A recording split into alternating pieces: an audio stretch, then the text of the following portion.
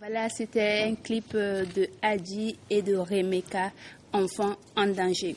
À présent, amis téléspectateurs, nous sommes en compagnie du magistrat bienvenu Claude Bado. Bonjour. Bonjour à vous. Comment ça va? Oui, ça va très bien. Avec vous, on a commencé à parler de l'état civil au Burkina. Ce matin, ça va être la troisième partie et la fin. Oui, voilà. j'espère qu'on va finir pour aujourd'hui. C'est vrai qu'il y a beaucoup de choses à dire sur l'état civil. Mais est-ce que vous avez des points? Ou bien on va faire un petit rappel de ce que nous avons vu les semaines dernières. C'est quoi l'état civil? Voilà. Au sujet de l'état civil, on a d'abord commencé par dire ce qu'il fallait entendre par l'expression elle-même. Alors ensuite, on a donné le contenu de ce que doit comporter un acte d'état civil. Exemple pris sur l'acte de naissance. Ensuite, on a évoqué les cas des erreurs que l'on constate par la suite sur les actes d'état civil et comment les corriger. On avait vu qu'il y avait essentiellement deux procédures. La procédure la plus simple qui est la rectification par voie administrative, qui est de la compétence du procureur du Faso, et la rectification par voie judiciaire, qui relève la compétence du tribunal. On avait à l'occasion aussi fait savoir que ce sont les erreurs purement matérielles qui devaient être rectifiées suivant la voie administrative. Par exemple, des erreurs très simples, des erreurs, des accents ou des lettres qui se seraient glissées ou qu'on aurait omises. Donc, juste pour ça, on peut faire la rectification administrative. Et pour les erreurs substantielles, par exemple, les erreurs qui portent sur les prénoms de façon assez fondamentale, ou les erreurs, toute erreur d'ailleurs qui portera sur le nom patronymique ou encore le nom de famille, nécessitera une rectification par voie de jugement. Toujours. Donc ça, c'est, je peux dire, le rappel un peu sommaire de ce que nous avons vu au cours des précédentes émissions. Okay. Mais est-ce que vous avez des conseils particuliers à donner pour une bonne gestion de l'état civil au Burkina Faso? Je dirais, en termes de conseils, alors donc, je pense déjà qu'il faut souhaiter qu'on ait des officiers d'état civil ou des agents à ces postes qui aient un certain niveau. Voilà, parce que c'est un travail assez minutieux qui demande du sérieux. Par exemple, il y a des gens qui sont négligents, qui écrivent sans mettre les accents. Voilà, ces genres de personnes ne sont pas conseillées pour être à l'état civil. Par exemple, pour de simples accents, on peut être amené à demander une rectification. Voilà, vous comprendrez aisément que certains mots écrits sans accent et d'autres avec accent, ça ne veut pas beaucoup dire la même chose. Voilà, ou bien en tout cas, ça laisse à penser à autre chose. Une lettre qu'on change. Voilà, on raconte qu'il y a un monsieur qui était dans un véhicule, voilà, lors d'un contrôle. L'agent, quand il a commencé le contrôle, il y avait des gens qui n'avaient pas de pièces, il les a fait descendre, et au même moment, il a vu un autre qui avait une pièce où c'est écrit Traoré Gisèle. Bon, l'agent a lu Traoré Gisèle. Il voit que c'est un homme. Avec Traoré Gisèle, il y a quelque chose qui ne va pas. Ça ne va pas. Donc, il l'a fait descendre également. Donc, au moment de la vérification, ceux qui n'avaient pas de pièces, il n'y a pas beaucoup discuté. Vous n'avez pas de pièces, vous payez la contravention. Bien sûr. Mais lui, à son tour, il a demandé son nom. Il dit il s'appelle Traoré Gisèle. Vous voyez qu'il y a un problème. Donc ça veut dire que de la transcription de son nom traditionnel en français, on n'a pas vraiment été très rigoureux. Les J même pouvaient être écrits DJ, mais ils ont écrit tout simplement Traoré et puis Gisèle tout simplement. Voilà. Donc le monsieur dit non, lui il s'appelle pas Gisèle, il s'appelle Gisèle. Donc à ce moment, l'agent il était déçu, il ne pouvait que remettre la carte. Lui il espérait avoir affaire à quelqu'un qui a fait du faux, parce que le fait de procéder de la sorte, c'est du faux et usage de faux, qui est une infraction qualifiée. Délit qui pouvait lui coûter cher. Voilà, donc l'agent s'est rendu compte qu'il fallait lui remettre sa pièce. Certainement, l'erreur ne vient pas de lui. Voilà, c'est ceux qui ont écrit la chose sur sa carte nationale d'identité. Donc, c'est pour dire qu'au niveau de l'état civil, il faut être vraiment rigoureux. Et en termes de conseils, comme je l'ai dit déjà, il faut des agents d'un certain niveau. Mais demander qu'il y ait des agents d'un certain niveau, ça ne veut pas dire... Par exemple, avoir des gens qui ont un niveau de doctorat en lettres. Ce n'est pas nécessaire. Ce serait trop.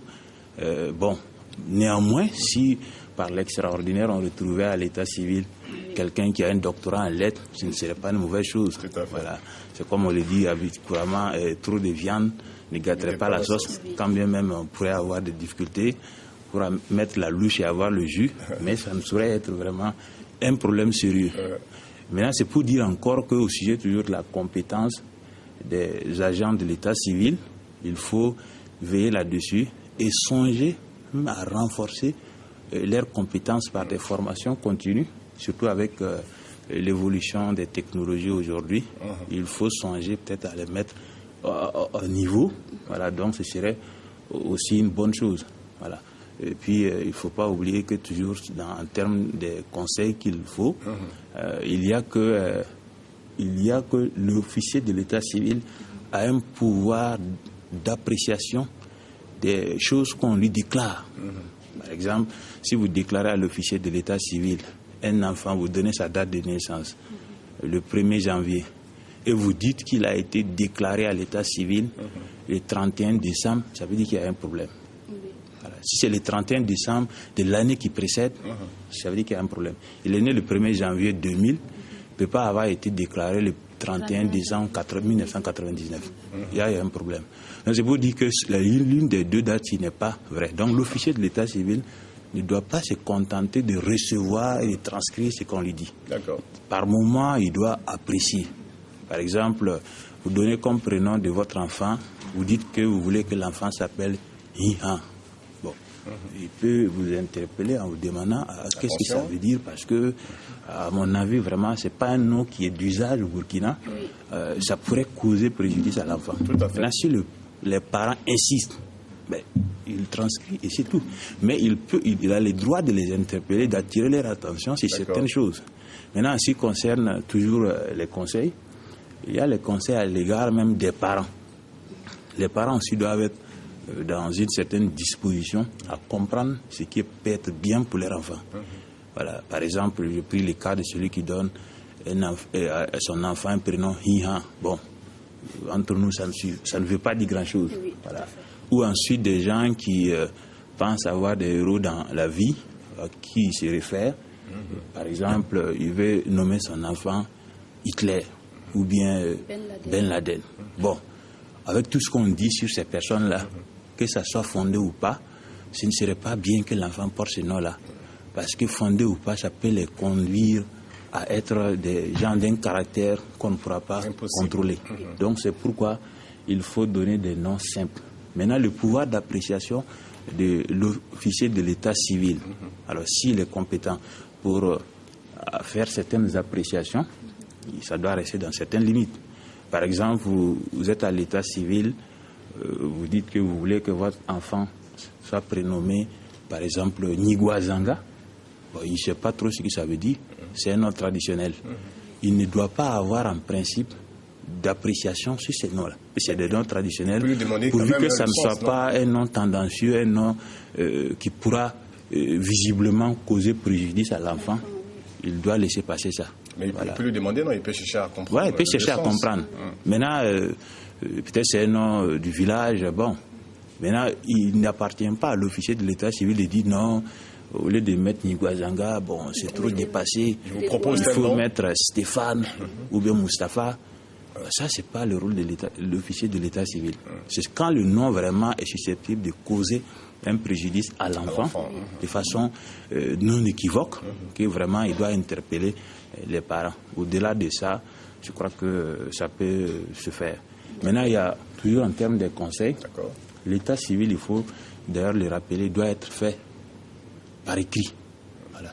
Il n'y a pas une autre bonne manière. L'état civil, c'est toujours par écrit. Voilà, pour que la preuve puisse être faite facilement et qu'on puisse même conserver les choses telles qu'elles ont été déclarées. Donc c'est l'écrit qui est privilégié. C'est important. Il y a aussi que les enregistrements doivent être faits de façon chronologique. C'est-à-dire? Alors, on ne doit pas avoir des enfants qui sont nés en l'an 2000 enregistrés avant des enfants qui sont nés en 1998. Non, ça doit être chronologiquement enregistré. Voilà, donc c'est pour dire que... et ensuite, les registres doivent être tenus en double. C'est-à-dire que on vient d'enregistrer un enfant dans le registre A, on enregistre le même enfant dans les mêmes détails sur le registre B. Donc, les registres sont tenus en double. Ça, ce sont des garanties de sorte que si un des registres venait à se détériorer, on puisse avoir toujours une source. La preuve, ces deux registres ne sont pas conservés au même endroit. Voilà, les premiers registres sont conservés au niveau des centres d'état civil, généralement des communes. Les d'autres doivent être déposés au greffe du tribunal. Voilà, donc, ça, on doit avoir des archives aussi de l'état civil en principe à ce niveau. Mais dans la pratique, ce n'est pas toujours le cas. Mais il y a des localités où quand même les acteurs veillent à ce que ça soit comme ça et tout ça se passe bien. D'accord. Voilà, donc, toujours au niveau des conseils, toujours des conseils, il y en a vraiment beaucoup. Pour dire peut-être que l'idéal même serait de pouvoir informatiser les fichiers ou les fichiers d'état civil. Voilà, de sorte que on ne puisse pas pour facilement frauder ou avoir des personnes qui ont plusieurs actes de naissance. Voilà, on a vu qu'il y a des gens qui sont nés après, quand ils ont tout perdu, ils sont allés encore se faire établir de nouveaux actes de naissance. Alors qu'en ce moment, ça ne correspond pas vraiment à la réalité. Voilà. Donc c'est pour dire qu'il y a beaucoup de conseils en la matière. Et si on suit le tout, l'état civil se portera mieux au Burkina. D'accord. Alors vous, M. Badou, en votre qualité de magistrat, dites-nous, est-ce que vous pensez que le travail est bien fait au plan national? Il n'y a pas juste là quelques failles? Il y a beaucoup d'efforts qui sont faits. Voilà. On ne peut pas dire qu'on a atteint l'idéal. Hein. Il y a beaucoup d'efforts qui sont faits et on sent que les autorités font de plus en plus des efforts encore pour que les choses marchent mieux. Voilà, ça, c'est des choses déjà que l'on peut déjà féliciter. Sinon, on ne peut pas déjà dire qu'à l'étape actuelle, on est content, on est satisfait. Mais des efforts sont faits. Parce que vous savez que dans certaines communes rurales, tout le conseil municipal, il n'y a pas vraiment quelqu'un qui a un bon niveau. Voilà, donc, on ne pourra pas être très rigoureux à leur égard. On ne pourra pas aussi trouver des gens d'ailleurs pour venir animer un conseil municipal. Donc, le tout serait donc de former ces gens-là pour pouvoir élever leur niveau en termes de compétences intellectuelles, et toute chose qui va permettre non seulement de mieux gérer l'état civil et de mieux faire bien d'autres choses. C'est vrai. Monsieur Badou, c'est vrai qu'on a déjà posé cette question-là, mais c'est encore revenu. Est-ce qu'à l'âge majeur, un enfant peut demander le changement de son prénom? Changer de prénom, par exemple, ce que la loi appelle changement de prénom. Par exemple, vous vous appelez Ouattara Nigouazanga. Voilà. Ça, c'est votre nom initialement. Maintenant, changer de prénom peut consister à dire, vous prenez notre nom ajouté. Vous pouvez ça vous appeler désormais, demandez à ce qu'on vous appelle désormais Ouattara Nigouazanga Jacob ou bien Mohamed. Maintenant, changer de prénom aussi, ça signifie, on peut penser à l'hypothèse qui consiste à changer le Nigouazanga carrément, à le faisant disparaître pour avoir genre tout court Ouattara Jacob. Alors cette procédure est très compliquée parce que on se pose la question de savoir pourquoi il veut complètement rayer l'ancien prénom Nigouazanga. Voilà. Si par exemple c'est un simple villageois qui n'est jamais venu en ville, bon, on peut penser que bon, il n'a pas eu affaire à la justice. Voilà, c'est pourquoi d'ailleurs vous comprendrez un peu par là que les casiers judiciaires sont faits pour une durée de 3 mois, parce qu'on pense que au bout d'un certain temps, on peut, même si on n'avait jamais eu affaire à la justice, avoir affaire à la justice, et ça devrait pouvoir figurer au fur et à mesure si vraiment on a fait l'objet de condamnation pénale. Maintenant, quelqu'un qui s'appelait Ouattara Nigouazanga, qui veut ajouter à Nigouazanga, genre le prénom Jacob, comme je l'ai déjà dit, ça c'est relativement plus simple. Voilà. Il veut juste ajouter un autre prénom. Maintenant, s'il veut qu'on raye carrément Nigouazanga pour mettre Ouattara Jacob, c'est toujours possible, mais c'est encore une procédure compliquée. Par exemple, on va demander donc la suppression de ce prénom et donc quand on lui affecte le nouveau prénom, on va être obligé d'ordonner une enquête pour comprendre.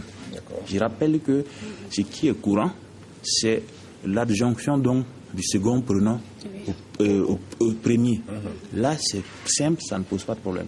Mais lorsque vous voulez qu'on règle carrément le premier prénom et qu'on ne vous donne que le second que vous voulez, là, il y a une procédure compliquée et le dernier mot reviendra au tribunal qui va apprécier de l'opportunité d'accepter ou de refuser. Sinon, techniquement, ce n'est pas impossible. Seulement, c'est la procédure qui demande plus de rigueur, plus de vérification, pour qu'on sache pourquoi un tel il a porté ce prénom depuis très longtemps et subitement il veut changer. Vous comprendrez aisément que si on permettait ça, les casiers judiciaires ne seront pas du tout fiables. Quelqu'un s'appelle Ouattara Niguazanga, il a fait la prison, 18 mois de prison ferme. Et il vient et dit non, il ne veut plus Niguazanga, il veut juste Jacob, et vous acceptez tout simplement. Mais là, on pourra vous tromper aussi facilement. D'accord. Voilà. Alors, nous vous disons encore merci. Pour ceux qui nous rejoignent, nous sommes en compagnie de monsieur Bienvenu Claude Bado, qui est donc magistrat, et nous parlons donc de l'état civil au Burkina Faso. Alors, quelles conséquences y a-t-il ou pourra-t-il y avoir pour ceux qui existent ou qui vivent sans avoir d'acte de naissance?